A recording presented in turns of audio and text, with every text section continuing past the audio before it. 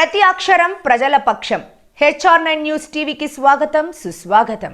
ఆంధ్ర భద్రాద్రిగా పేరుగాంచిన కోదండ రామస్వామిగా వెలిసిన ఏకశిలా నగరం ఒంటిమిట్ట మండలంలో తహసీల్దార్గా పదవీ బాధ్యతలు స్వీకరించడం నా అదృష్టమని ఏవి రమణమ్మ అన్నారు. ఒంటిమిట్ట మండలంలో ఎల్లవేళల ప్రజలకు అందుబాటులో ఉంటూ రెవెన్యూ సమస్యలు తలెత్తకుండా చూసుకుంటానని ఒంటిమిట్ట MRO రమణమ్మ తెలిపారు. ఒంటిమిట్ట మండలం నియోజకవర్గం రాజంపేట అన్నమయ్య జిల్లా ఇన్ఛార్జ్ రవిబాబు. నేను ఒంటిమిట్ట తహసీల్దార్గా జాయిన్ అయ్యాను. ఇక్కడ ఒంటిమిట్ట రాములవారి సన్నిధిలో తహసీల్దార్గా పనిచేయడం చాలా అదృష్టంగా భావిస్తున్నాను. నేను ఎల్లవేళ ప్రజలకు అందుబాటులో ఉండి రెవెన్యూ సమస్యలు ఏమున్నా పరిష్కరిస్తాను. వెంకటరమణమ్మ, నా పేరు వచ్చేసి వెంకటరమణమ్మ.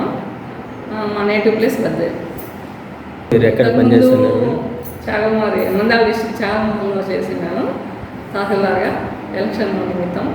మళ్ళీ ఇప్పుడు ఇక్కడికి వచ్చినాక ఇక్కడ అపాయింట్మెంట్ ఇచ్చినారు, ఇక్కడ జాయిన్ అయ్యాను. ఒంటిమిట్లో మీకు మంచిగా అనిపిస్తుంది మేడం? మంచిగానే బాగుంది.